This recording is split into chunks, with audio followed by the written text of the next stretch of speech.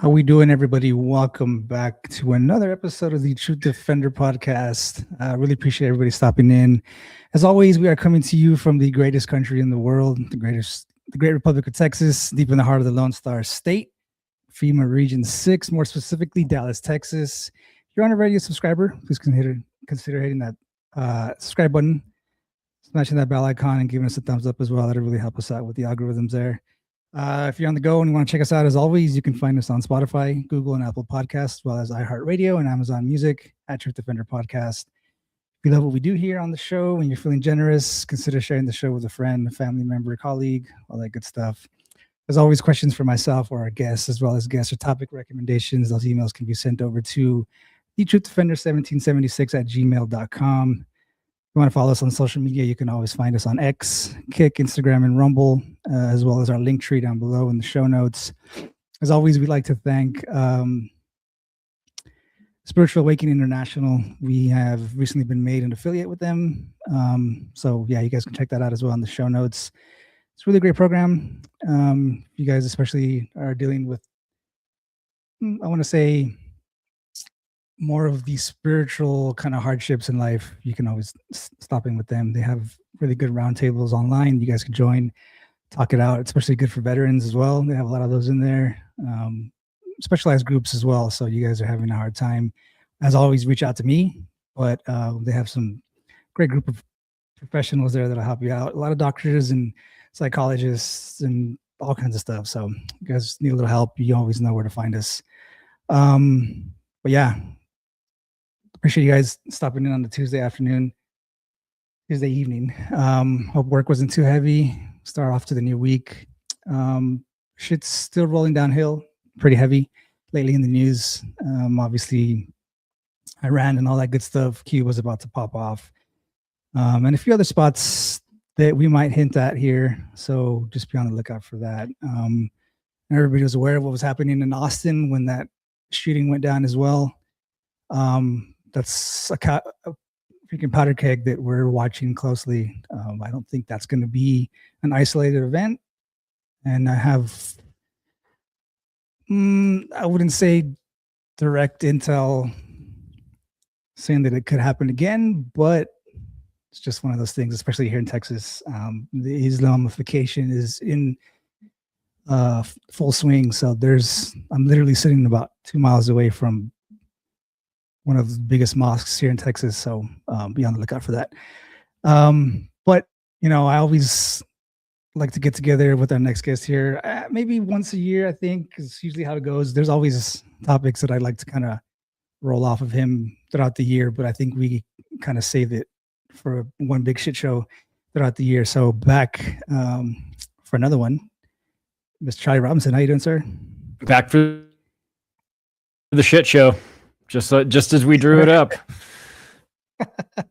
Yeah, it's always hilarious because obviously there's a lot of stuff that goes on throughout the year, and that I'd like to kind of get your take on. But I think it's just best that we kind of wait on those things because obviously there's like a show that we have a lot to talk about, but then at the same time, it hurts us because there's so much to get to that we don't really get to all of it. So we kind of take and freaking pick and choose here and there. But obviously since the last time we spoke, man, it's like Epstein files, then it's UFO disclosure, which is, I think, a cover up for all that. That didn't work. So then the next thing was Mexico. That didn't cover it up.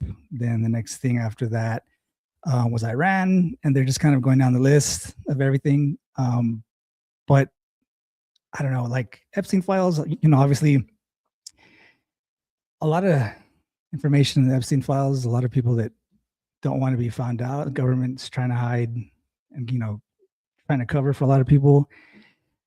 Are you kind of on the same page as me to think that everything that was disclosed after the Epstein files is just trying to cover it up because it came pretty quickly within the span of like 2 months of each other? It was, like I said, UFO disclosure. And then it was Venezuela. Then it was Mexico. Then it was like everything downhill,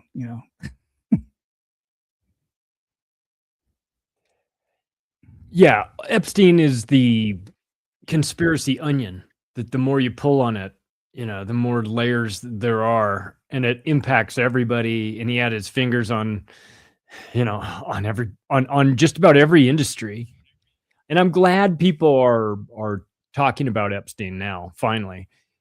Because I've been writing about him for a while, knew about him for, I don't know, a long time, long enough. And I think that on the one hand, I'm grateful that people are talking about him at all, right? That the general public now knows that there's an Epstein-like character out there, that there's people like that.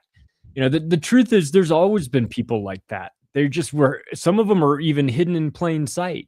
Like I'll ask people like who had no knowledge of Jeffrey Epstein. I'll say, you know who Hugh Hefner was, right? You know what the Playboy Mansion is, right? Like, and they'll go, oh shit. Yeah, I guess I never thought of that. It's like, hello, like this is a franchise. This is sexual blackmail entrapment operations that they've got going all over the world. Bunch of different people running it. Not all the same religion either, So Epstein and the island and what he was doing in Palm Beach, getting massages from high school girls and all that stuff. Like, that's good for TMZ. Yeah, it's good to like get people like the normies out there going, oh, the island. But like, if you just stop with the island, you miss so much of what else this guy was into. The work he was doing with Harvard and Martin Nowak and evolutionary dynamics and population game theory, the $30 million he gave him for that. And this is pre-COVID, of course, and you start to go, oh, wait, what were they working on?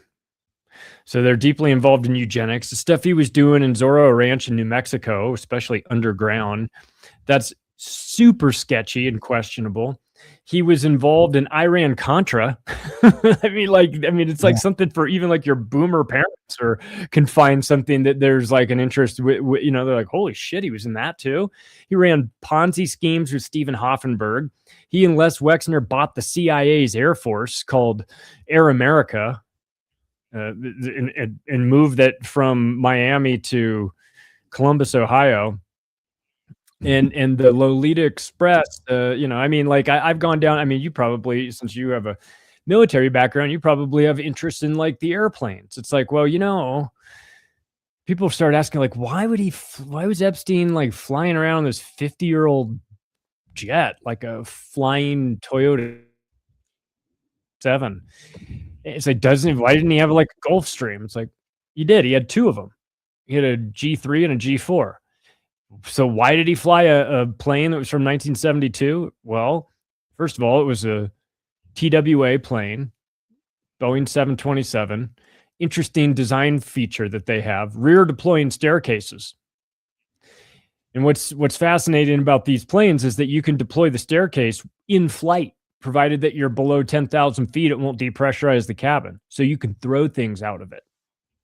And what's interesting about that is that Epstein isn't the only sicko with one of these airplanes. Peter Nygaard, the guy who had the island in the Bahamas, the Canadian Winnipeg fashion tycoon scumbag, he had a 727 as well. You know who else had one? Donald Trump. Trump Force Air Force Trump, whatever the one that Trump, that's a 727 as well. So what is it with these guys in airplanes? So this is my point, is that like, if all you get from Epstein is like, oh my God, he was this pervy guy at the island and he did like, oh, you're just missing so much more of the story. And of course the mainstream media is in no hurry to tell it. And it's kind of left up to us to fill in the gaps and tell people sort of what's what, but it's such a fact. Everything for you, man. It's got financial crimes, sex crimes, arms trafficking, espionage, eugenics, you name it, man. This dude was into it. Yeah, it's been kind of crazy. I mean, obviously there's millions and millions of files, and there's no way that any one person can go through them, not as quickly as we'd like, but just kind of reading random files, off of it. It's crazy to think. I mean, like you said, he's been kind of had his hands in a bunch of things, but his ranch that's out there in New Mexico, I think that's like the craziest one, why that hasn't been rated. And, you know, the fact that he was like paying women to give him kids and he was trying to clone kids and just all kinds of crazy shit like that. It's like, to the people that, I mean, obviously you hear that on the news, and if you're not connected whatsoever, it's just like, oh, it's bullshit. Like, you know, these people are making it up or whatever. But like, that is the craziest part of this whole, I mean, obviously the kid stuff and all that kind of stuff, that's, you know, heartbreaking. But like the craziest part of it is that like he was trying to create, I don't know, another master race, I guess, on his end. He was trying to create kids with like his DNA. And the irony of a Jew creating the master race.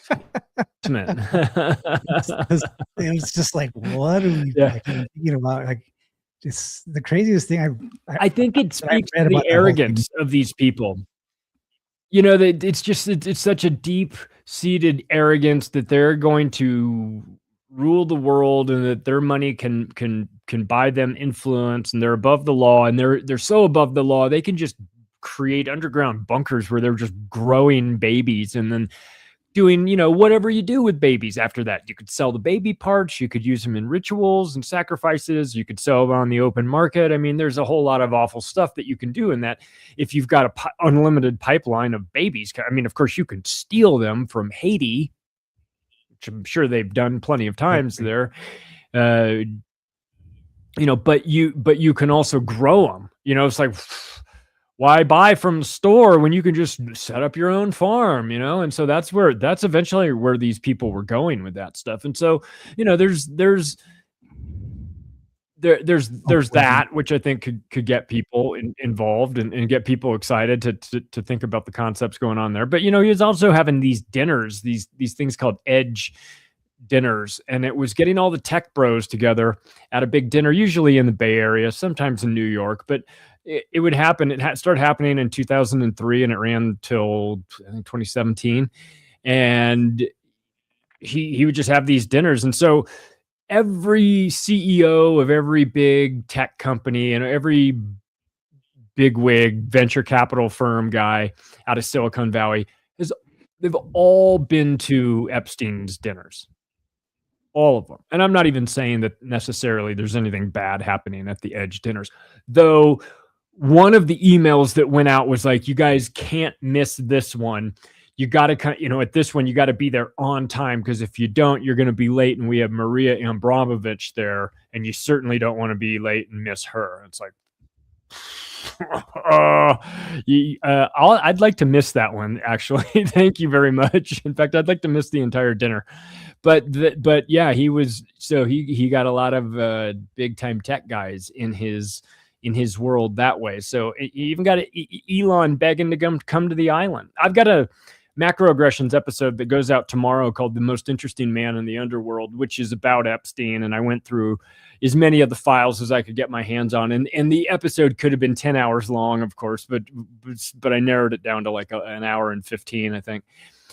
Because it's one of those things. It's like a fire hose of information. You almost don't know where to start. And I knew about most of it. There wasn't anything that really caught me off guard too badly, I don't think.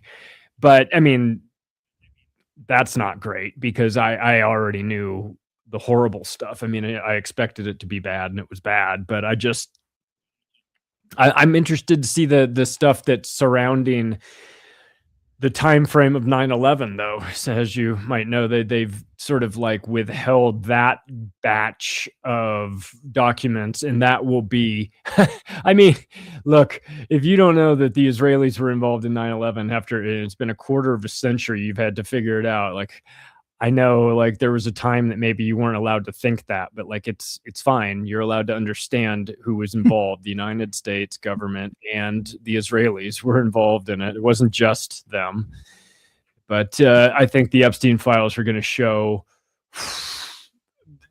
you know what? I don't know what they'll show. They'll show massive advanced knowledge. They'll show massive fraud in people. I mean, because this is a group that it's not just enough for them to do this, to pull this massacre, to pull this ritual, to false flag America into unwinnable wars in the Middle East. It's not enough to do that. It's not enough to humiliate the goyim or any of that stuff. You also have to profit immensely at the same time. So I'm no doubt that in the Epstein files, when they eventually get released, that show that time period of 99 through 2001 or whatever it was that the window is, there's just going to be a ton of information about banks being involved, future put options like crazy. We already know that like the firms that were involved in, Howard Lutnick's firm, Cantor Fitzgerald, was putting put options out on airlines. They were the ones involved in that. Everyone keeps saying, we don't know who was involved in those. Yes, we do. Cantor Fitzgerald was the one who was booking those bets against shorting, essentially short put options on the airlines that are going to be involved in 9/11 the following day. How did they know that? Because they were in on it. Well, at least upper management was. So this is where we are, man. It's like Epstein is I just think of him as the conspiracy onion. He'll make you cry for sure, but like the more you peel it apart, you're just like, God, like this dude was into everybody. Everybody knew, and the amount of respect they showed him is bonkers. Where you would see, the messages back and forth in email where people really deferred to him, like guys running banks. The Secretary of Treasury is asking him for tax loophole advice. Crazy shit, man. That shouldn't happen in a normal world. You shouldn't have your blackmailer, pedophile handler doing your taxes for you when you're the Secretary of Treasury. Yeah, well, I mean, it's just, obviously reading through the files and stuff, like you said, the arrogance, but I mean, I don't think it is arrogance, because they knew that no matter if they got caught, nothing's going to happen to them. Ever since I started reading the files and kind of going through them, and I see other shows of people going through them, and just, I mean, you find new stuff every single day when you go through them, like, and then I kind of sit back and think about, like our day to day and just things that are happening throughout the world. And the baseball classics are on right now, and like the Super Bowl just happened, and like people are online doing this and that. And I'm sitting there thinking to myself, like, there are people that call themselves elites. They're just a bunch of pieces of shit. I don't, when people say the elites, I just fucking roll my eyes like, yeah, sure. Okay, whatever. But there's people that are out there right now and have been for the last 30, 40 years, maybe more, that are raping, killing, fucking sacrificing little kids. And we're all sitting here like, oh, who's going to win the fucking Super Bowl? And the World Baseball Classics are on. Like, the world doesn't comprehend, isn't mad enough. Like, just thinking about it gets me fucking start shaking. Like, like there's people out there that are just fucking murdering kids and eating them. And everybody's just like, whatever, they've been doing it for years, and like hundreds of thousands of kids go missing every year, sold off into sex slavery, like around the world. And people are just like, yeah, cool. Like, we're going to go out this weekend, like people don't understand. They don't grasp like how big it is. And it's infuriating. Like, I just watch people walk down the street and it's just like like, man, it's just so, I get so mad about it. It's insane. I don't know. At this but point, I understand it, and I'm sure I'm sure you understand it as well, right? Like, I don't respect it. Like, the people who just choose not to acknowledge what's going on. I get it. Like, about it. What are you going to stop international child trafficking? You yourself? It's like, maybe not, but like the people who have no knowledge, no interest, live in a different world. I don't envy them. I feel like you need to be aware that this is the world that you live in, especially if you have kids. If you're unaware that there's sharks in the water, and you let your kids in the water, that's on you as a parent. Like, you need to be paranoid, but you need to understand who these people are. You need to know that, like, there's darkness out there, and it is it can't be reasoned with, and you probably can't even really stop it. But for your family and you need to navigate yourself away from these people as much as you can. You need to understand that, like, a lot of these you need to know what you're up against. Like a lot of these charity organizations too, that people are like, oh, I'll go to the foster care, like, they'll help the kids, and it's like, CPS. oh no, these are all like front groups for other stuff that happens. This is like the child trafficking prevention is running kids. It's inverted, unfortunately, and you hate to, like, I guess if there's any black pilling, it's that maybe when you realize that the charities are run by like the worst people in the world, and that they do the exact opposite of what they claim to do. That's really hard. But I think people need to wake up and be aware of what's happening, and get their families out of the way of this, because like you said, yeah, a lot of kids go missing every year, and that is not accidental. There's a pipeline, and it's gross. And I've met a lot of victims. Like I met Kathy O'Brien a couple months ago. She's a legendary, like, MK Ultra victim.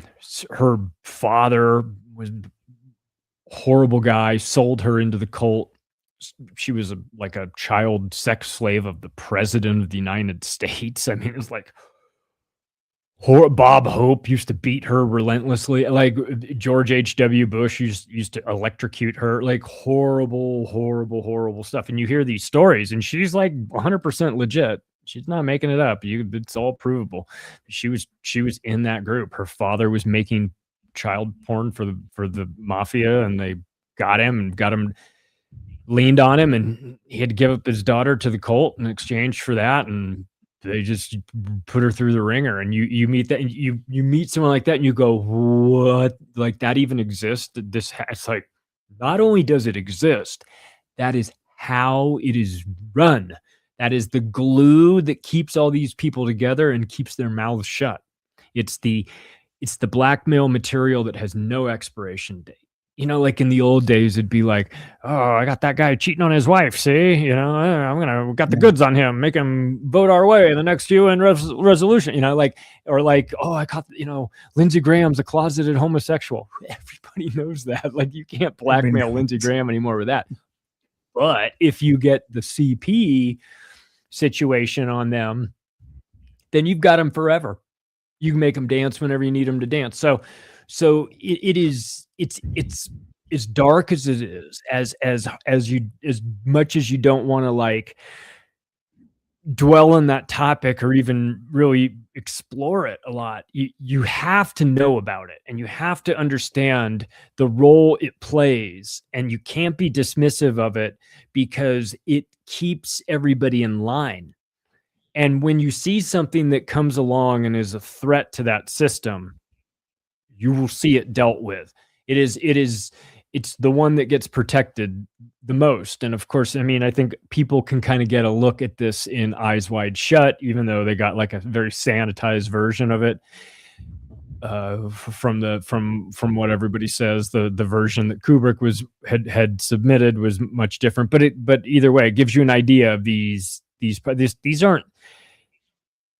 aren't like fantasy theoretical thing. This is how power is wielded. This is how control is managed and maintained. And it's done this way. And it's like, it's so hard to wrap your head around the first time you come to it. Like I said to David Icke when I was in Mexico in Acapulco, we do this thing. It's like been the third year I've been the MC, and the third year I've had David on the big screen behind me when I'm on stage with a microphone, and then I've got a live audience. And so it's interactive, but he's not there live in person. And like I said to David, you can't drop reptilians on somebody on day one.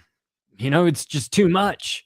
you got to kind of ease them into that with some conspiracy lube. You can't just go to town on them with reptilians, or it's going to be a problem. So, but at some point you kind of open up, people are like, government's run by scumbags, and it's like government's run by criminals. It's like government's run by pedophiles. And it's like, the government actually might be run by a non-human influence. It's like, yeah, I know. Isn't that crazy?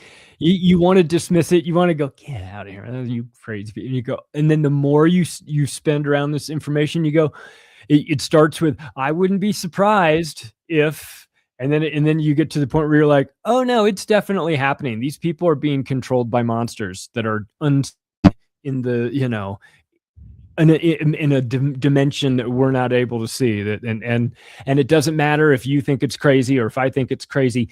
They believe in it, and they do all kinds of crazy rituals. Like they go to Bohemian Grove and they have the cremation of care, and then they do all these sacrifices, and they get together and they have we've seen the Podesta stuff, and we've got the Pizzagate stuff going on. It's like, dude, it doesn't matter if you think this is hocus pocus nonsense horseshit. It's super important to these people, and it's their cult, it's their group.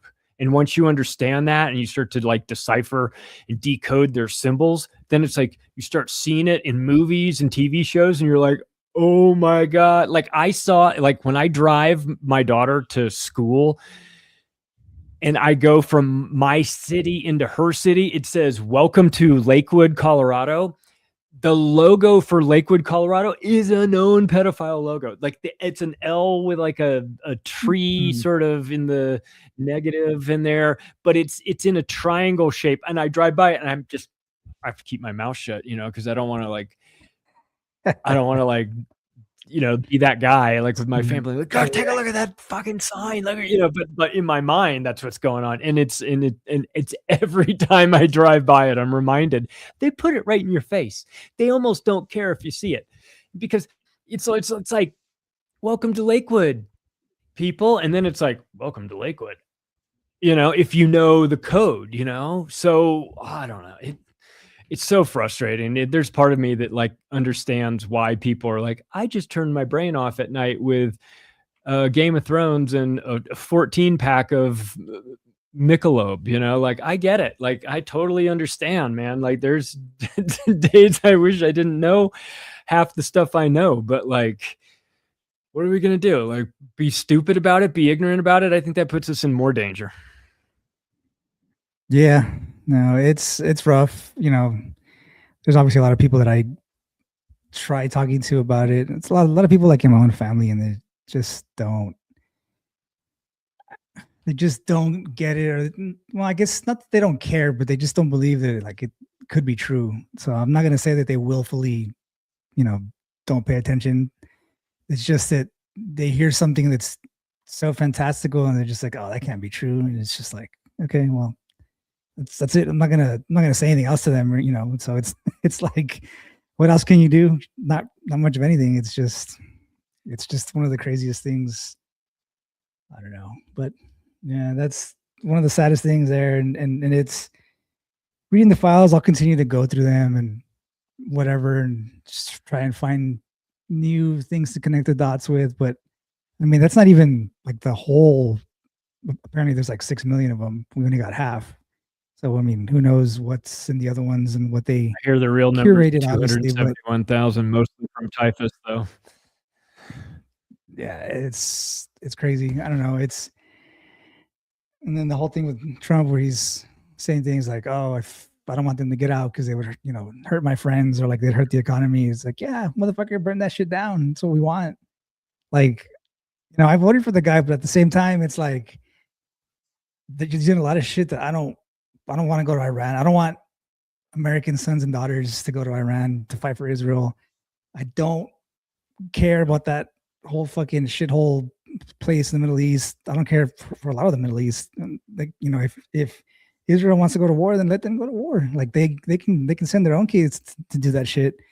But we got to send Americans, kids that are just out of high school, to go out there and fucking fight another war that it's not going to go anywhere.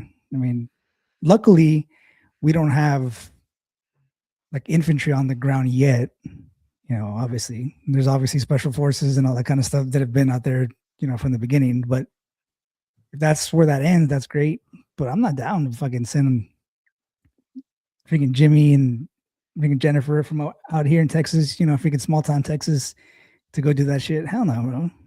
You stay here. Like that's what I voted for. I'm an American populist at heart. Like I'm Texas more than the US. And you know, if you know anybody that's like hardcore Texas, that'll be the same thing all around. But like I'm worried about Texas right now. We got bigger problems here in Texas. Like, you know, like I said, we got Epic Mosque here in Texas. Fucking Frisco is being run.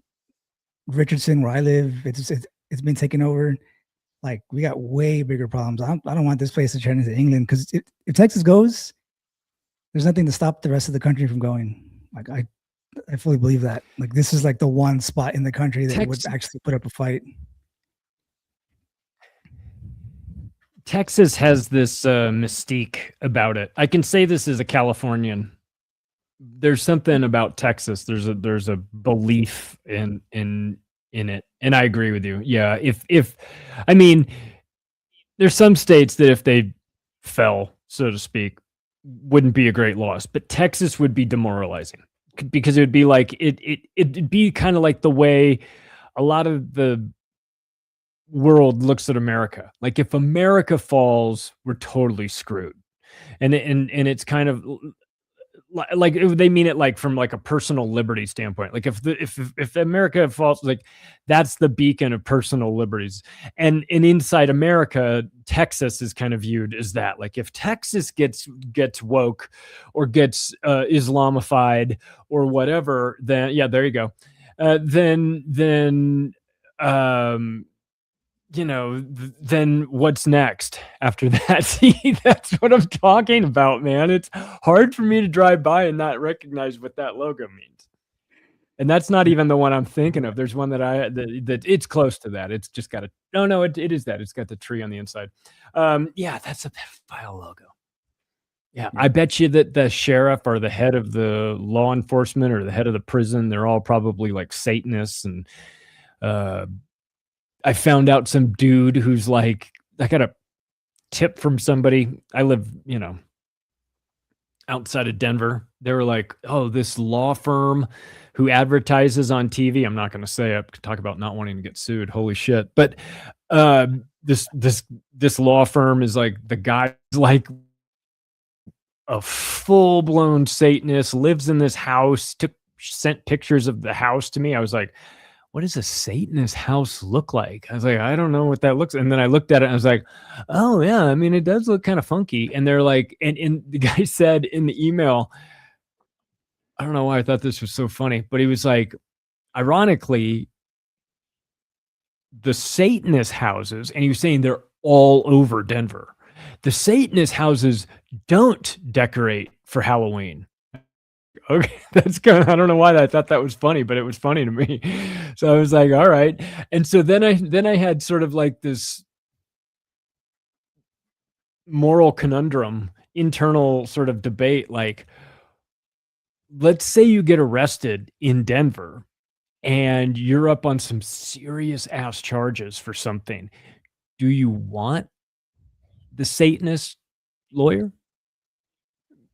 Like, if your life is on the line, do you kind of want the Satanist lawyer? You know what I mean? To go in and represent you in the courtroom against the judge, knowing that they're all probably Freemasons or had been in a hot tub together like 2 nights earlier or so. You know what I mean? Like, I started thinking like, holy shit. Now let me think about this from a moral standpoint. Absolutely not. From a strategic standpoint, maybe you do want the satanic lawyer who knows the satanic judge, who can give the handshake, and next thing you know, you're on probation instead of doing 20 years of hard labor. I don't know. Yeah. Well, yeah. I mean, that does actually kind of check out. It's, you know, obviously the lawyer with no morals is probably the best lawyer you can find. But you know, it's the same thing like we got out here. There's some good old boys out here where I live, and a lot of them are Masons and kind of hang out in the Masonic Lodge in Fort Worth. And I've seen a bunch of these guys. A few of them are judges, like local sheriffs and stuff like that. And they, you know, they take care of each other. Like real well. You know, it's a lot of stuff, nothing too crazy, but a lot of guys, you know, they get picked up for whatever, and then the next day they're out, you know, no charges, whatever. So it makes sense. Unfortunately, you know, that kind of, Yeah. yeah. And to be clear, like for Freemasons and things like that, I think that like 90% of them are like dues paying members that are just kind of networking and hanging out, getting away from their crazy ass nagging wife to hang out with the fellows for a while and drink beer and be a degenerate or whatever, or just, you know, what I don't think it's all. I mean, I'm not one, but I wouldn't want to be one, but I don't think it's all. I don't think that just being a member of the Freemasons makes you in the bad guy club. I think that once you get to the top, whatever that means, I don't know, like maybe locally or I think maybe at certain levels, then you're sort of diverted into some of the bad stuff. But I think that the vast majority, like any of a real organization like that, you know, if it's a pyramidal structure, it's like the people at the bottom typically either don't know what's going on or pay the dues for everybody else and are sort of interchangeable and not read in on the program fully. But then as you go up, I think that information concentrates, and I think the things that you have to do to be there get more and more illegal. Yeah. It does. Then you're in the group. So yeah, you know, that checks out because you know, in the military, it's like 80% of everybody I knew in the military was a Mason. Like a lot of police department guys are Masons, a lot of firemen, just kind of on the local level, like you said. A lot of those guys, you know, like 95% of them never make it past like level 20 or whatever it is that they have. When you get to like 25, 30 and up, then you start hitting these guys that are like master Masons or they work like in government or whatever. And you know, they're up there. So that's like a whole nother level.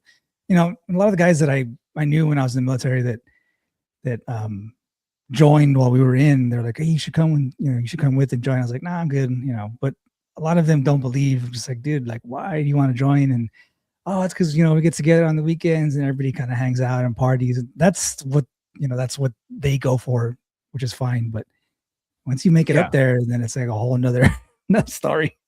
Yeah. And it's like a fraternity for guys that are too old to be in a fraternity, you know. Yep. And they've got a clubhouse, and now they got money, and now they can, like, you know, it could be like, oh honey, it's all secret, and you know, we can't talk, you know, and they get in there and drink, get hammered and watch football and everything. Like, I'm down for all that. Like, that sounds like a blast, actually, but I don't like that once you get up, you know, to the very top, it's like, you know, will you eat this baby for Satan? It's like, you know what, I'm out. Sorry guys, gotta go. And then it's like, well, you've seen too much, and then you can't, now you can't leave. It's like, okay, great.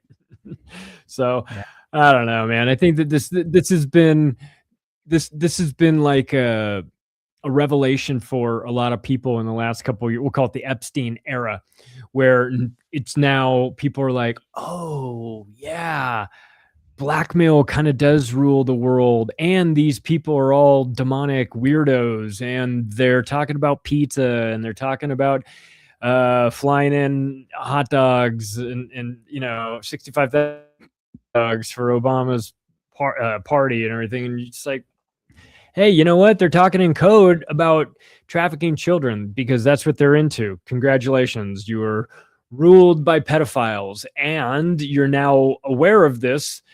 Then you get the next phase, which is the humiliation ritual, which is, all right, for those of you who know that this is what's happening, you get to realize that there's nothing you're going to do about it. It's not going to change.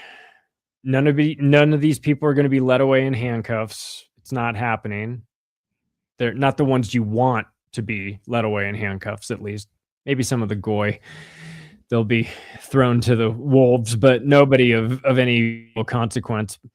And you'll be meant to watch this and internalize the fact that you're ruled by the worst people in the world, and they don't want what you want, and you pay taxes to intergalactic reptilian pedophiles. Sucks. That's where we are. You know, the worst part is actually giving them money to do whatever they do. It's like, man, and if you don't, then you go to jail, obviously. But these guys that just rape and murder everything in sight, and they're just still out there fucking on their yachts, hanging out, going to parties, and living a good old life. And good people that are just kind of struggling day to day, fucking, they get hit. You didn't pay this much in taxes this year, and you're off like $100 or whatever, and there you go, you're straight to jail. It's like, fuck. Oh yeah. You $601. You send somebody $601 on PayPal. Now you got the IRS up your ass with a microscope. Meanwhile, Jeffrey Epstein has suitcases filled with money.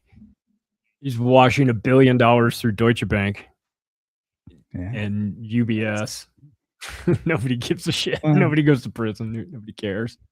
Yeah, not even close. But it's, I mean, obviously, that's obviously the biggest story like in the entire world, and I think will continue to be for, I don't know, the next 50, 60 years if they start releasing the rest of the files. But I mean, I've been of the opinion, obviously Nicolas Maduro was taken out, from Venezuela. He's not in charge anymore. They took him out, but they still left the rest of the regime kind of in place. Second in command, she's now in charge. Then you get no boots on the ground in Mexico, but we obviously helped. There's no way that the SEALs were out there training those guys, which actually, it depends who you speak with, but I was speaking to a lot of guys that were of the opinion that that's not a good thing, because that's exactly how Los Zetas happen in Mexico, where they come to train with our special forces, and then they take all those tactics back to Mexico, and then they start fucking taking over parts of the country. I don't want guys training with SEALs and then taking that shit back wherever they go, and then it's just going to be a whole nother thing. Obviously, the Mexican military, all the federal police, the local police, most of the government, local freaking governments, they're obviously all bought. What's to say that in a few years, some of these guys that are in the Mexican military, they kind of carve out their own little side and they start taking over local governments. And then, obviously they train all their guys and all that shit kind of rolls downhill. But we've obviously knew that would probably take place. But I mean, do you think that all of these kind of hits were just to kind of get attention off of what was happening in the files altogether? Because it just all happened like in the span of 2 months. Like, obviously the Epstein files come out, and then like the UFO thing, I knew was all fake. That was the first thing to come out. It was like, oh, we got all these freaking UFO files that are coming out and this and that. And everybody was just like, whatever. And then that didn't work, obviously, like I said, and then Venezuela happened, then Mexico happened. And I mean, did you kind of share that same thought that all this is kind of being thrown out just to kind of divert all the attention away from the files? It's like when you see those fighter jets that there's a missile being launched at it, and as the jet is like twisting and turning, it's setting off these flares to trying to get the heat-seeking missile to follow that, right? Just anything to get it distracted so that it can get away, right? And that's kind of what it's like. The Epstein thing is like the gigantic missile that's coming at you, right? And so they're like just throwing any distraction they can get their hands on to see how big it is. Like they're just praying some celebrity dies. I bet some celebrity is just losing. They're probably spinning some big wheel in some underground dungeon somewhere. Mark Wahlberg, sorry, buddy. We're gonna have to make an example of you. You'll take up a good 72 hours of time in the news media cycle, divert away from the Epstein fuckery, and so, or something like that. How that goes. So I think that this is, the Mexico thing was crazy to be sort of tangentially connected to that with our event in Puerto Vallarta. And I just happened to leave there a couple hours before. But what was interesting was that the guys who I knew who were still down there were some of the best investigative journalists in the world. In fact, Patrick Henningsen from 21st Century Wire had just come in from Iran into Puerto Vallarta. I ran into him in our hotel lobby, and I was like, man, where where were you? And he's like, I was just reporting on the situation in Iran. And I was like, holy shit. So, which actually was a non-thing. There were no tens of thousands of people getting murdered by the Iranian government, and there were no protests against it. It was completely opposite. So anyway, it was interesting to hear that. So when I got home and everything kind of kicked off in Mexico, I was messaging with the guys who were down there. There were 3 different journalists: Pat Henningsen, Dan Dix from Press for Truth, Sigurdsson from World Alternative Media. He lives like in Puerto Vallarta. He just like went out of his house, but they lit a car on fire right in front of our hotel, like right where I was. And they lit the OXXO convenience store that was right around the corner, lit that thing on fire too. So what they were doing, apparently, what it turned out was it was a bit of theater. It was a bit of theater, getting the guys out of the buses and the cabs and the OXXOs, sort of have cartel influence on those organizations. And then they got the people off the buses and didn't machine gun them, thank God, but did light the buses and light the cabs on fire, and didn't shoot the tourists, and didn't do all the bad stuff that you could have done, and could have made you could have taken $6.5 million from Puerto Vallarta and flushed them down the toilet. And that luckily didn't happen. So I think they made a point. It seems like it was a bit of theater. It reminds me that Eric Holder in Operation Fast and Furious funneled a ton of weapons into Mexico. And I know that the Israelis are selling a ton of weapons there as well. So it's like, I don't know, man. It just feels like when in doubt, always have Mexico cartel violence as a potential distraction. You've always kind of got that in your back pocket if you're the American empire. You don't want to use it too often. Right. But like the way they did it, you can go to the well again, probably sometime next year, or maybe, the year after that, and use it again as a distraction. I don't know, midterms, some stupid shit like that, where you need a good distraction to get people talking about something else after they found out that your chief of staff is a pedophile who got caught with a boy or whatever, and it's like, cue the cartels in Mexico again. And then it's like kidnappings and things like that. And so then you get 72 hours of that. Then you have to kill another celebrity. And then you just work your way through the system, of distractions, of how you can convince people that they're not seeing the things that they're seeing with their eyes. So that's unfortunately the world that we live in right now. Yeah. It's Mexico's obviously the closer, like the easiest one. I mean, Mexico's pretty much a narco state.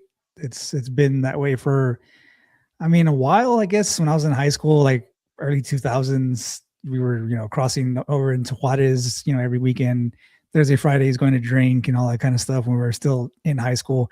And it was already a thing then, but it wasn't as bad. Like, you knew there was guys around, and, they kind of controlled certain parts. And obviously that whole thing when Clinton was in office, where, they were finding women, they were buried out in the desert and just all that kind of stuff, like hundreds of girls, they were kidnapping them as they were walking home from work at night, all that kind of stuff. But one of the craziest things was like this lady that owned a bar when we used to go out there. She was living in the States, and she'd cross over into Juarez every weekend to go run her bar and stuff. And one day we went back, me and my friend, she wasn't there.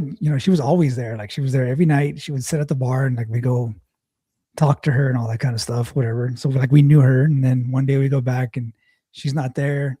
And then we go back like the weekend after that, and the bar's closed, and there's like caution tape on it and stuff. And when they finally open, like months later, we go back in there, like, hey, what happened? And they're like, oh, well, she didn't pay the protection money. And they fucking went in there one day, shot her right in the face, while there was a bunch of people in there. and like she was gone. Like, you know, they shut the bar down after that. So I was like, fuck, you know. So it's been one of those things where like Holy shit. always been around, but recently it's starting to get even worse because, you know, they're starting to just kill civilians. And they were, even when this whole thing happened a few weeks back, they were talking about they're going to start shooting men and women. They'll leave the children alone, but they're still going to start, you know, doing all kinds of stuff. And like, so that's happening. And then we get into Venezuela, and obviously Venezuela has a very crazy past with Chavez and Maduro and all that kind of stuff. And I have a buddy that I work with now. He's from there, you know, like his family's still there. He immigrated to Mexico because he couldn't get a job there, and like he had kids and a wife and all this stuff. So he took them all to Mexico. But he's just like, bro, like when I was growing up, you have no idea like what it was like, and no food, and, you know, no medicine and all kinds of crazy shit. And it's just like sitting there listening to the story. I get, well, it's kind of a two-part thing. Obviously, we didn't want Russia and China taking the oil out of Venezuela. So we come in, we take over. Now we're obviously keeping the oil for ourselves. The only difference there is that we kind of, you know, like we kind of break them off a little bit, obviously for the people and all that stuff, so they can start getting a little bit of wealth in the country. Obviously, Venezuela was like the richest country in South America for a long time, you know, right up until Chavez came in. But do you think there's a little bit of that where we obviously don't want China and Russia taking the oil anymore? Obviously, that kind of goes back to Iran because, you know, they're selling it over to Iran as well. So there's like a whole three-pronged attack there. Is it better for us to have Venezuela, or obviously it's not good that China and Russia have it? But I mean, where do you kind of come down on that whole thing, or is it just kind of another regime change? It was done for Israel because they didn't recognize Israel with the previous the Maduro administration. Did not recognize Israel, did not sell oil to Israel. Those two things changed now. And, you know, it's about locking out China from oil sales. It's about locking out China from taking over, getting a foothold in South America.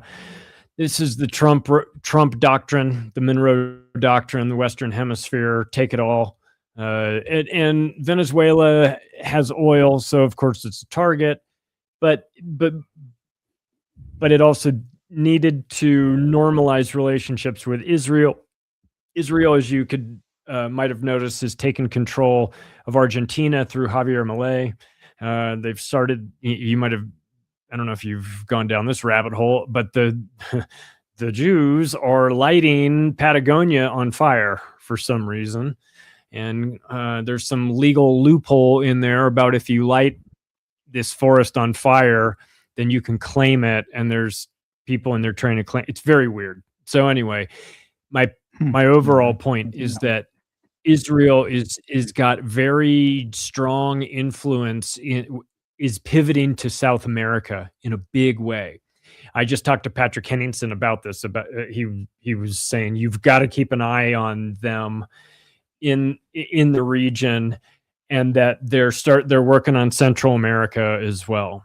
So they're gonna make sure that they've got a foothold in there, and Trump is that sort of conduit that helps them get in. You know, because wherever America has influence, then Israel really has influence. So if he's really serious about taking this Western Hemisphere and controlling some of these Central American nations, then that's going to mean the Israelis are there from a business standpoint, in a sort of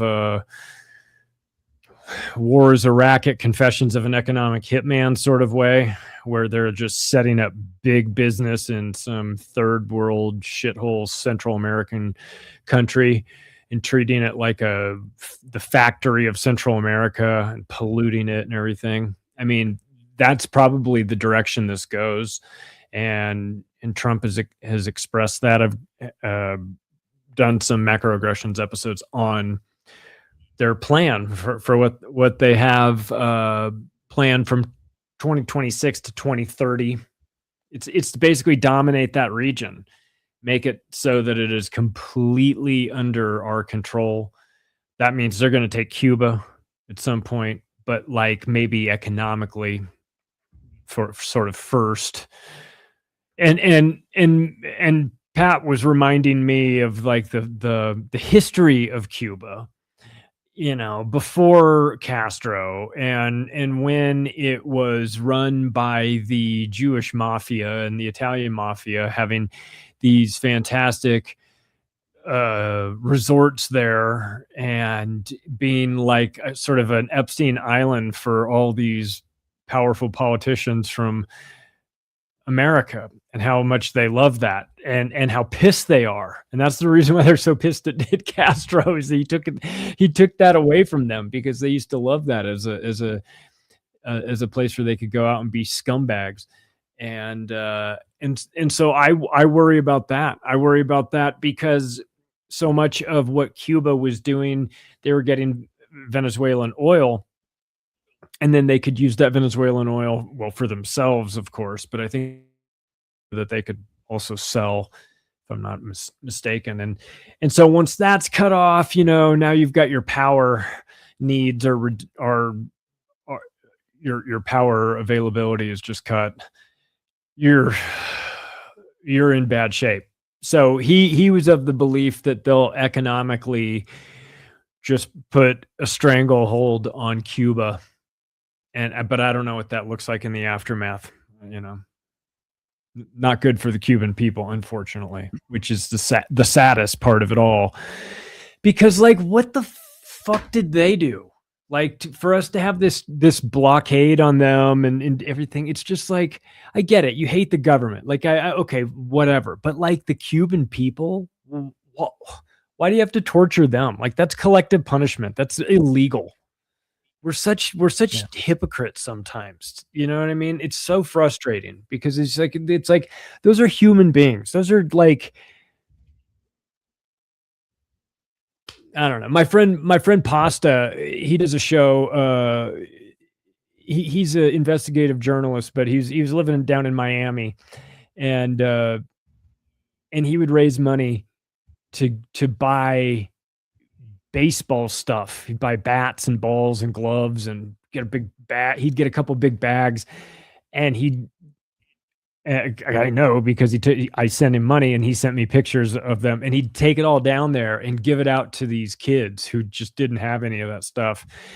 And it was like the greatest thing ever. I was like, why can't they get baseballs and bats? And why can't we send it? Why do we have to have my investigative journalist friend go down there with a bunch of bags of baseballs and gloves and bats and shit like that? Why does it have to be like all covert and shit? Like he's smuggling cocaine into Cuba.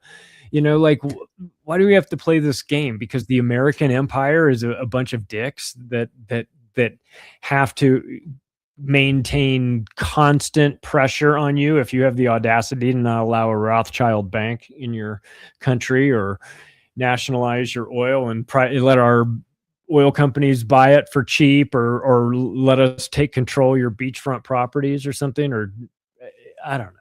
It's so fucking dumb. Yeah. It's kind of hard. I mean, obviously there's that with like all the sanctions and all that good stuff they're blocking and, you know, all that. But it's another thing where like you can't send a shit ton of money to, you know, these countries, because then it's just like what happened in Palestine, where they started sending, you know, like all these supplies and freaking medicine and stuff, and then these guys that are part of Hezbollah and that, you know, they take it and then they start selling it back to the people when it's supposed to be free. So there's kind of like a give and take where, you know, a lot of people, I have a lot of friends that I was at Guantanamo Bay for a bit back in like 2012, but you go out into town and for the most part, it looks okay because a lot of the Americans, they go out into town, they're able to spend money and stuff like that. That's great. All the tourism and all that shit.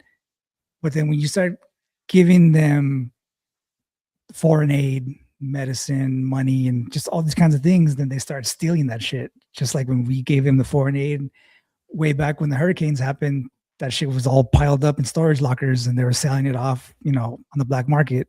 So it's kind of like you're damned if you do, you're damned if you don't. Obviously, I would like to give them as much as we can, but then you get people that take advantage of that shit and then they start selling it, and it's just like, what the fuck, bro? So then we don't sell them shit anymore. So it's just one of those bad things like that. Yeah, it's bad. I'd rather they didn't have aid at all, but just had free markets, just had the ability to not be blockaded, not have their access to the American, like if they just had access to the American tourist, holy shit, like that place would explode, man. That place would, like, if they took because Canadian, like, what Americans don't realize is that Canadians have been going to Cuba forever. Like, they know, like, but it now, like, what are you going to do? Like, if you don't have power, you don't have gas getting in there, you can't run tourist industry, fuck that. That's crazy. So, it's been on the dollar 4 nights at some point. You watch some Kushner Enterprises or something will be buying Havana, be buying beachfront property in Cuba someplace soon for nothing. Well, don't you know that they need a central bank and we need a lot of beachfront property? It's just has to happen, bro. Just let it happen. Just like Iran. Let it happen. And it's like, shit, we gotta turn Iran. We can do this the easy way, or we can do this the hard way, boy. How do you want your central bank, with lube or without? Yeah. So I'm sure those kinds of things were discussed, obviously, but just knowing, like, the Islamists and, like, all the jihadi guys, obviously Iran wasn't a Muslim country back in the 70s. They just kind of walked in there and took over, but they took it by force. So, but it's I don't know, it's rough. There's always so many sides to all kinds of things that you don't see, and it's hard to, obviously, it's easy just to shit all over the US because we have earned a lot of it, obviously. Afghanistan and freaking Vietnam and all these things, obviously we kind of roll through different countries around the world and then we just kind of ruin shit. So, like, I get it, there's, like, that whole side of it as well, but at the same time it's like,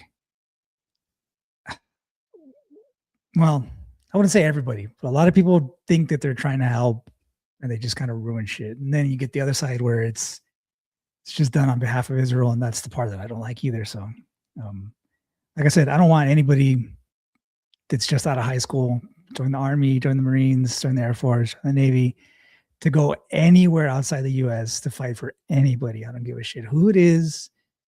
I want to be like England, where they don't want to help us to do shit. It's just like, you guys fight your own wars. If you get attacked, sorry, guy. Like, I don't care. Like, I don't care about any of that shit. I'm Texas first, then the US, then that's pretty much where I stop, and that's it. So, and it rubs a lot of people the wrong way, but, like, I don't give a shit, man. Like, I got kids.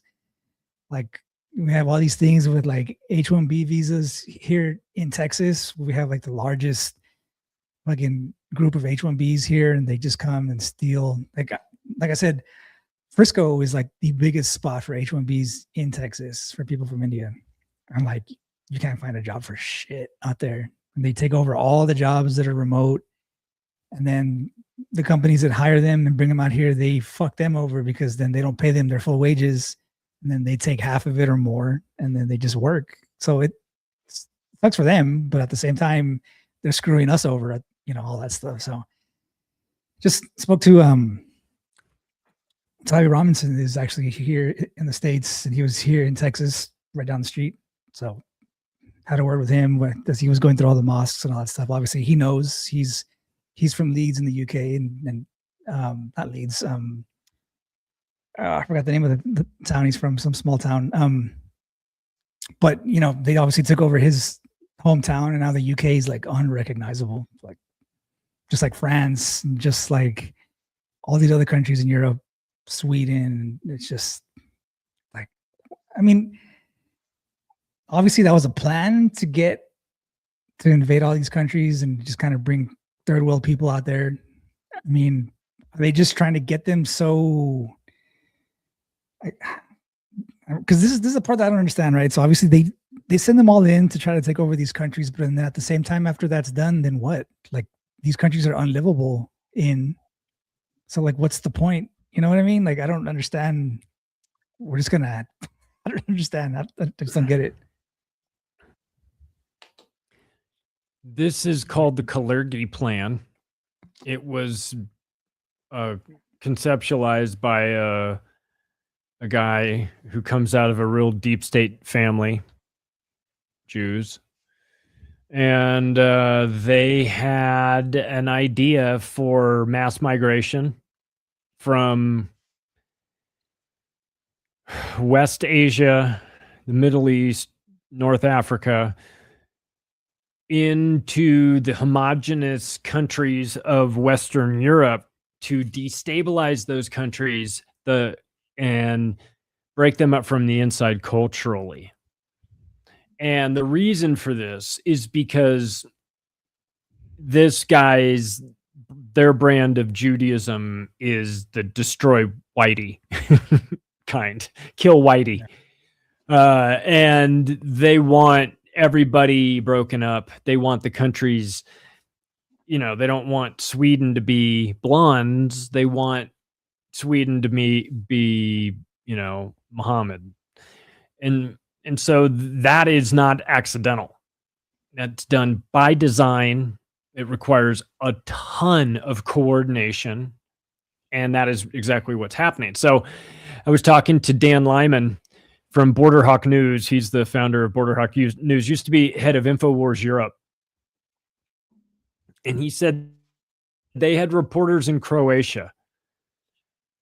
And they were talking to the police in Croatia, and they're saying, "Hey, these guys that you're grabbing, that you're rounding up here and putting in jail, what do they have in common? Where are they coming from? Who's fighting? Like, what's going on?" They said, "Well, they all have debit cards from Open Society Foundation, which is Soros." And they're like, interesting. Soros is doing it. And they go, the Croatian police said, "Yeah, but that's only part of it. That the thing is, they're refillable debit cards, and they're getting renewed each month, not from Soros, but from the EU. So the EU is paying the migrants to come in. Soros is paying them to actually technically get their cards the first time and kind of start that process. But when their debit card runs out of juice, the EU is the one who's putting the money on it. That's who's doing it, at the behest of the parasite host nation of Israel that is running the EU as well. This is called the Kalergi Plan, and it's a real thing. And it's not just happening in Western Europe. It's also happening in the United States. That's what the migrant crisis was. Come in, destabilize the country from the inside. It's way worse in Europe, though, like way worse, because like parts of Europe were so fucking white that it's pretty noticeable when you inject a brand new brown color to the population. As an example, in Germany, this is embarrassing. This is a fact now. 70% of 7th graders cannot tell time on a clock. Just cannot tell time. Don't know what it means. Can't figure it out. They're not from this century or something. I don't know. They're not from this planet. They don't know how to tell time. And the German teachers are quitting at such an alarming rate that now most German teachers have to work at 2 schools at the same kind of time because they have to fill in for the gaps with teachers that are dropping out because they've given up on the teaching experience because nobody in their class speaks German anymore. Aside from, and also not knowing when recess is. You know what I mean? It's like recess is going to be at 10:10 and they're like, when's that? I mean, but like, imagine how frustrating that is. That like you grow up in Germany and then all of a sudden you're like, where am I? Like, who? No exaggeration. The number one most popular name last year, baby name last year in the UK was Muhammad. So, yep, it's like I said, it's happening here. So I mean, you ask anybody, where should I go to find, like Indian people in Texas, they're going to tell you, go to Plano or go to Frisco in Texas.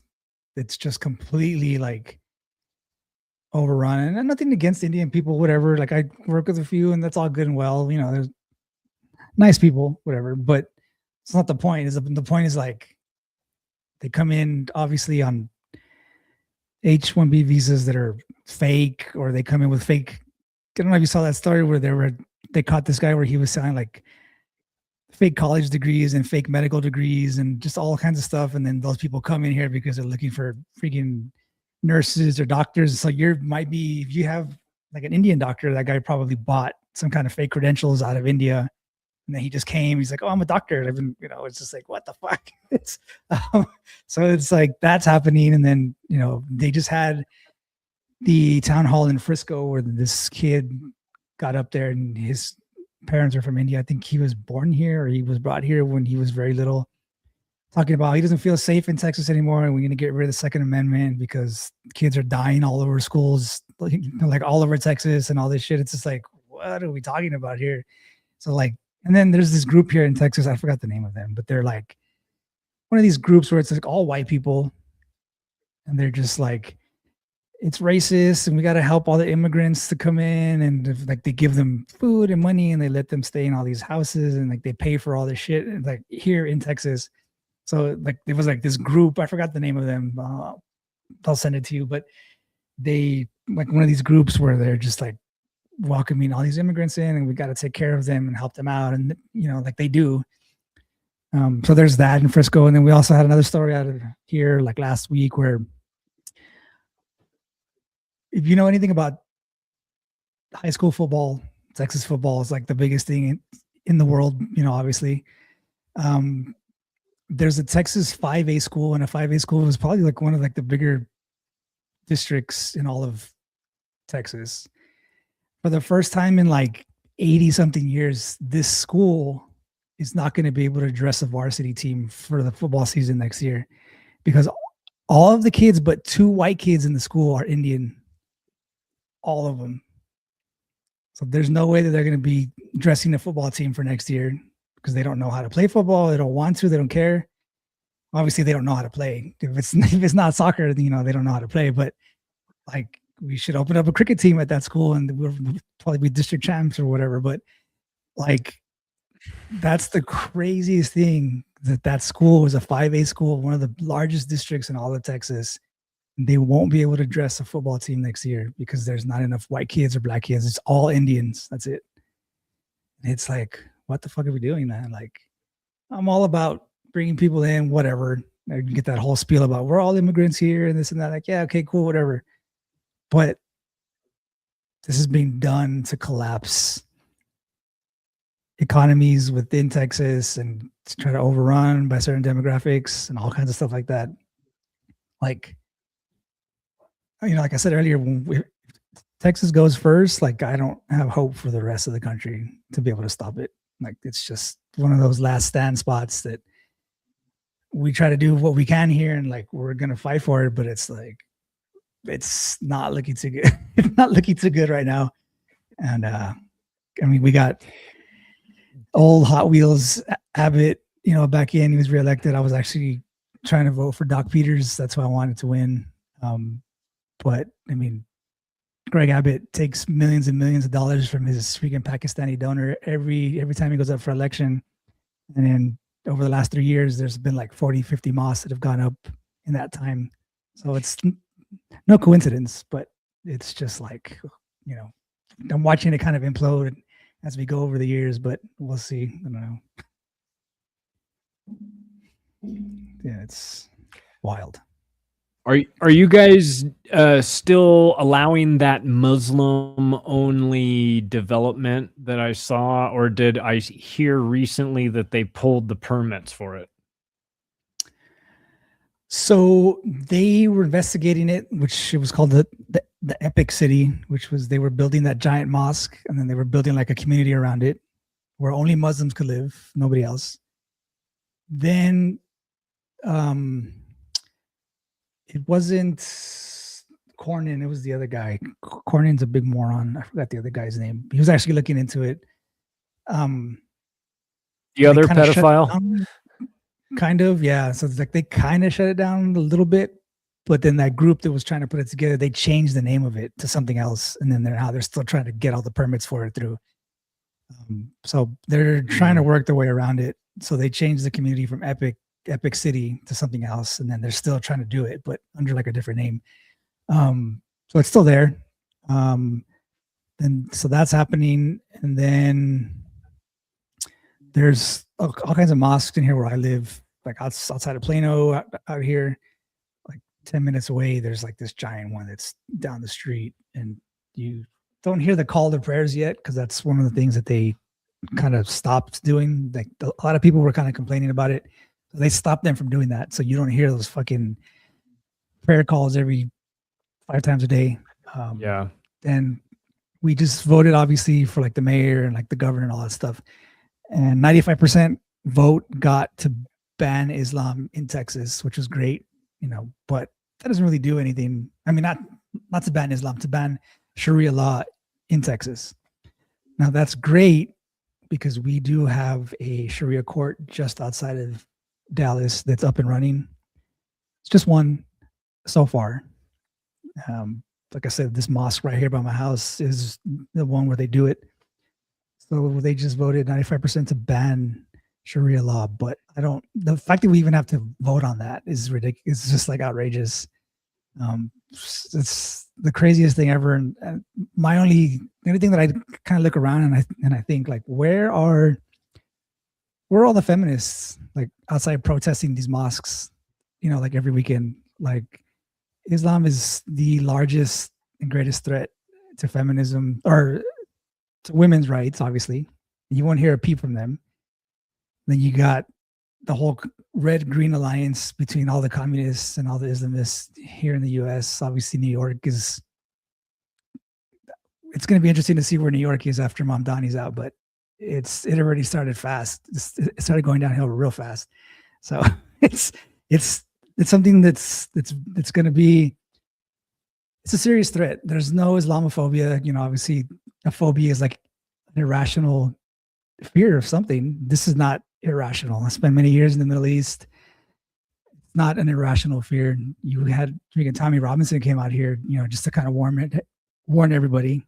And he was here like at local churches, and he's going to all the mosques around here and stuff. And he's just like, you guys need to fucking pay attention to what's going on because it's coming. Well, not that it's coming, it's already here. I mean, just look at Minnesota.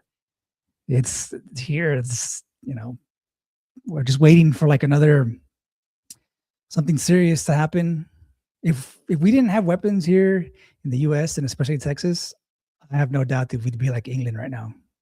England's like completely gone. Like, you know, it's the craziest thing ever. So I don't know. We'll just be watching it. That's the next threat.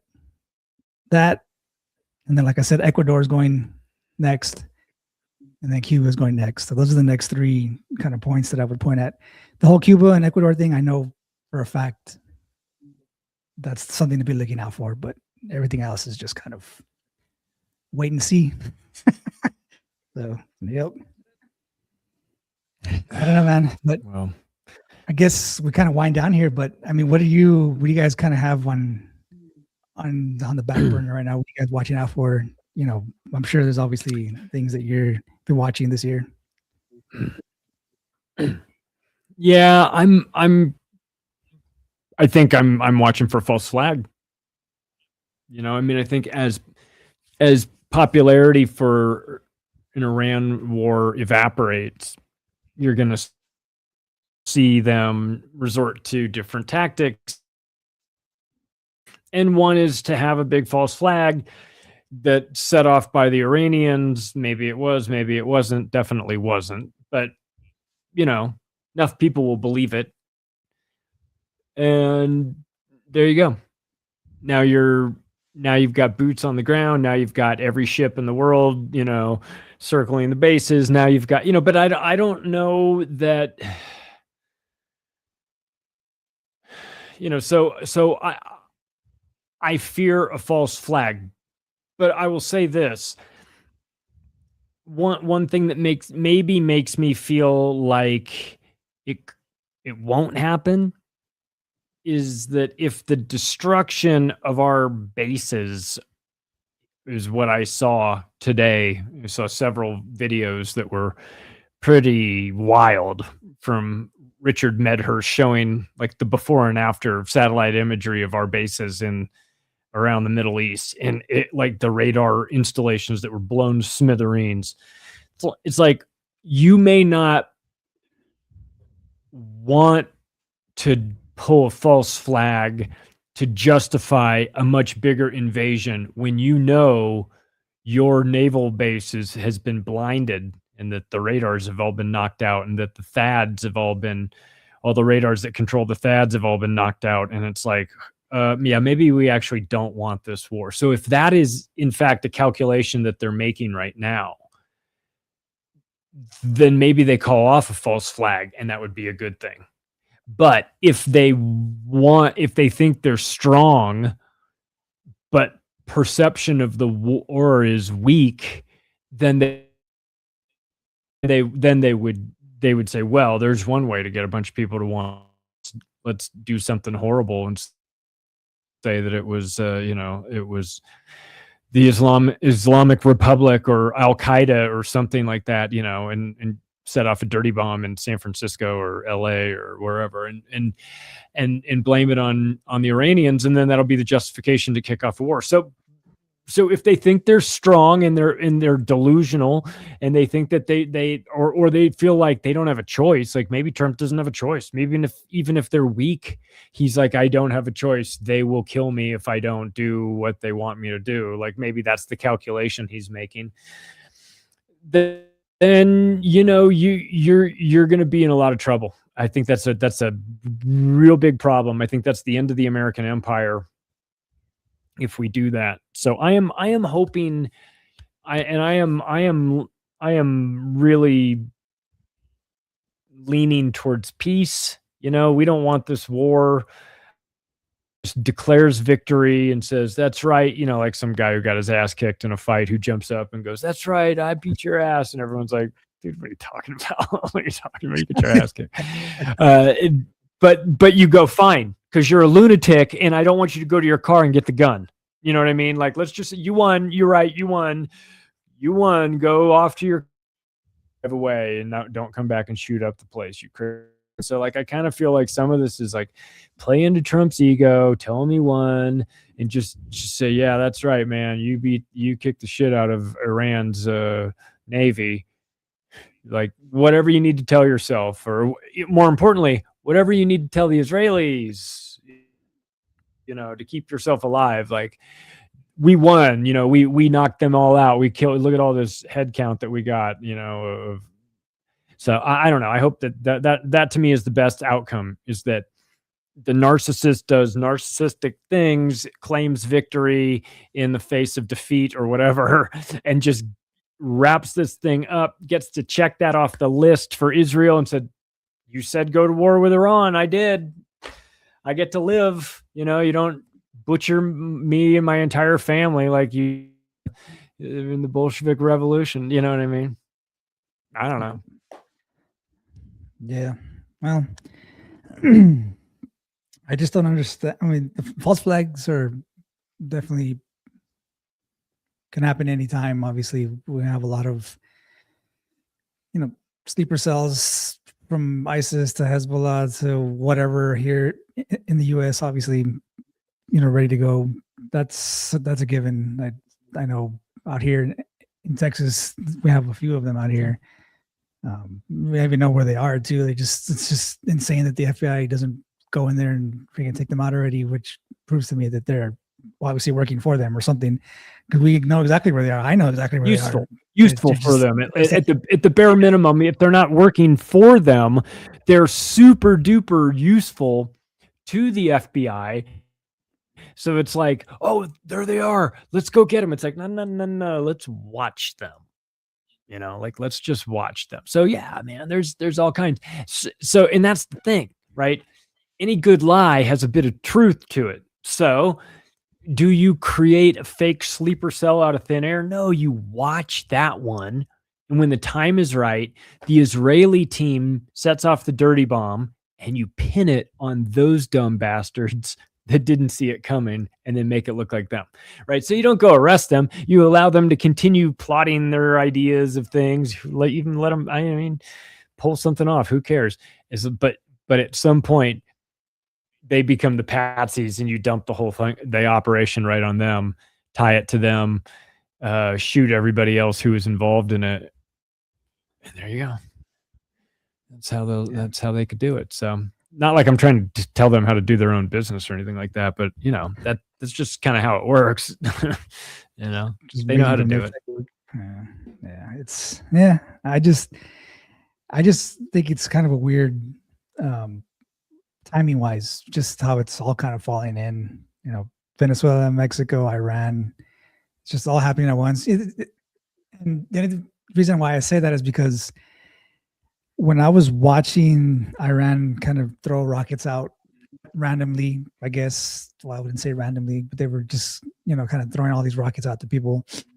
I used to live in Bahrain, and when I was watching when they attacked Bahrain on the news, I was like, oh, like I was at that base and I used to live there, and what they were hitting was like random storage buildings, like random warehouses. And I was like, that's nothing. Like there was some kind of a deal where it's just like, let us look like we're fighting back, right? We'll hit these like empty warehouses. All the bases were empty, obviously. Yeah. And it's just like, I was like, oh, okay, well, I still know people that live there, and there's a lot of people, stuff like that. That's where I met my wife and all that stuff out there. And it's like, they're not hitting anything.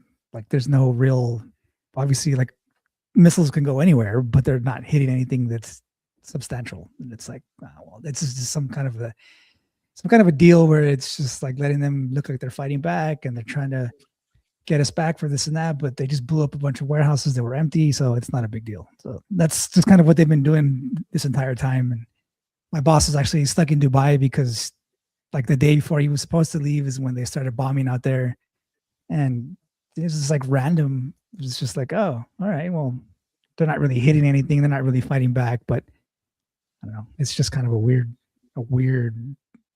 timing. So we'll see. So Cuba's next, so is Ecuador, so we'll be watching out for that. Should be interesting. So, yeah, well, if you don't have a central bank like Cuba or Venezuela or Iran, you're going to get one under this second Trump administration. That's for sure. Yeah.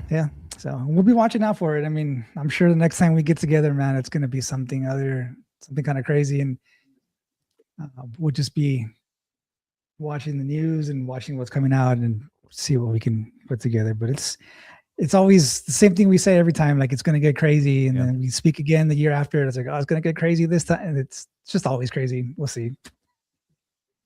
Just go into next year, and it's all we'll see you next year. And I'm sure I'm sure it'll be crazy, but just a different flavor of it. So look forward to it. Yes, sir. Well, man, I appreciate the time. Hope everything's good for you out there and stay safe and all that good stuff. But until we meet again, keep your head on a swivel. Right on. You too. All right, bud. Appreciate it. Have a great night. And we'll talk to you next time. All right. Take care. Later. All right, folks. Well, crazy times, right? So it's only going to get worse, probably. I don't know. We've been seeing these things where, obviously Venezuela, we kind of handled, I wouldn't say handled, but that whole strike happened within hours. Then we haven't really seen much out of Venezuela since then. The bombings in Iran was like another thing there that's been happening. And then you get things where Trump says this is going to be a war that's going to take a while, but then it was just reported earlier today where this war could be over within a matter of a week or so, or like a few days. So I don't know. I mean, that could be just kind of projection to the enemy. Obviously, he's not going to give a timeline of what he's really thinking and what's really going to happen, obviously, but that could be something that's in play as well. Hopefully we get through it with no boots on the ground. Like I said, I'm not a fan of sending American sons and daughters to foreign lands to fight wars for rich ass people that rape and kill kids. That's not my deal. Not a fan of that. So we'll see how that goes, but appreciate Tommy coming back. I'm sorry, Charlie coming back as always. It's always fun to kind of bounce ideas off of him. So yeah, if you guys aren't familiar with his work, you can find him at www.macroaggressions.io. Find him on Instagram at macroaggressions_podcast, on X at microaggression, or at macroaggression without the N, number 3. He's also the owner and editor at activistpost.com. You can find all of our social media as well, linked down below in the show notes. But yeah, I mean, we just kind of keep an eye out, right? And hopefully we kind of get through this year unscathed, nothing too serious happens, false flags and all that kind of stuff, because that's definitely going to be coming down the pipeline, I think. So hopefully it's nothing too crazy, though, that everybody gets through it and we're fine. But appreciate everybody stopping in, spending time with us on a Tuesday night. Hope everyone's having a great week so far, starts of the week. I hope you have a great rest of the week as well. And as always, man, if you guys aren't already a subscriber, please consider smashing that subscribe button as well as the bell icon so you don't miss an episode in the future. Also, don't forget to smash that like button. That'll really help us out with the algorithm as well. If you guys are on the go, as always, you want to check us out, you can find us on Spotify, Google, Apple Podcasts, as well as iHeartRadio and Amazon Music at Truth Defender Podcast. We love what we do here on the show. When you're feeling generous, consider sharing the show with a friend, family member, and colleague. It would really help us out. Questions for myself or our guests, as well as guest topic recommendations, as always, you can send those over to thetruthDefender1776@gmail.com. Links to all the social media down below: X, Kick, Instagram, Rumble, all that good stuff. And special shout out and thanks to Spiritual Awakening International, which we have been made an affiliate for. Like I mentioned, if you guys want to check them out, it's a nonprofit worldwide network of groups and collaborators to raise awareness, network, and share personal experiences relating to spirituality, transformative experiences, spiritual awakening of all kinds. So you guys can go there and find out what they do. It's a really great program, institute that they put together as well. And like I mentioned, if you guys are having any kind of spiritual issues, well, I don't say issues, but if you're just kind of trying to find your spirituality and talk to like-minded people, they deal with all kinds of stuff. People that have experienced, any kind of demonic stuff, or people that are just having issues with their spirituality in general, near-death experiences, all that kind of stuff. They have people from all walks of life. They're doctors, psychiatrists, cops, firemen, military people, run-of-the-mill people that have had, all kinds of experiences. They put together, I guess, kind of meet and greets, and it's kind of like AA, right? So you guys get together like in a group, and they share their stories and all that kind of stuff, and no judgment. There's even a part where they're putting together for people that were in the military, so they can kind of talk through their experiences. They're obviously very unique. So yeah, you guys can stop in there and check them out.